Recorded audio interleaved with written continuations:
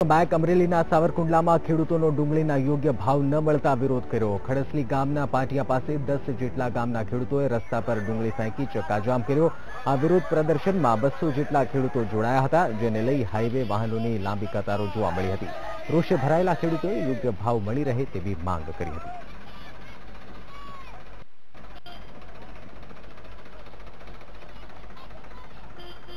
संवाददाता जयेश अमारी साथे जोड़ाया है। जयेश, जे प्रकारनी आ समग्र घटना प्रकाश में आई, रस्ताओं पर डूंगળી फेंकीने पोतानो विरोध कर्यो। आ पहला अમને याद हशे के खेडूतो द्वारा टामेटा रस्ता पर फेंकीने विरोध करवामां આવ્યો હતો।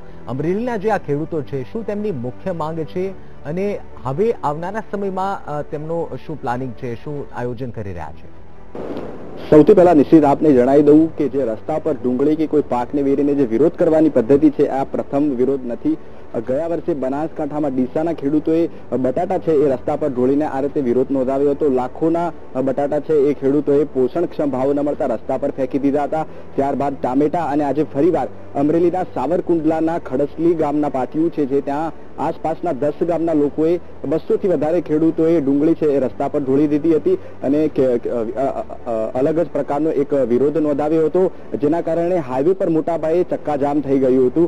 ખેડૂતોની જે સૌથી મહત્વની માંગ છે એ છે કે અત્યારે જે માર્કેટમાં ડુંગળીના ભાવ મળી રહ્યા છે, માત્ર 20 મણનો ભાવ છે એ 25 થી 30 રૂપિયા મળી રહ્યો છે। જો કે જે માર્કેટમાં જે ભાવ છે 20 થી 25 રૂપિયા મળી રહ્યો છે, જ્યારે ખેડૂત 20 મણ ડુંગળીનો જે ભાવ માર્કેટમાં વેચવા જાય છે ત્યારે પણ 20 થી 30 રૂપિયાનો ભાવ મળી રહ્યો છે, જેમાંથી ખેડૂતનો જે વાવેતર ખર્ચ છે તે પણ નીકળતો નથી, જેના કારણે અમરેલીના ખેડૂતોએ આ પ્રકારનો વિરોધ નોંધાવવાની ફરજ પડી છે। નિશ્ચિત બિલકુલ જયેશ, ધન્યવાદ અમારી સાથે જોડાવા બદલ।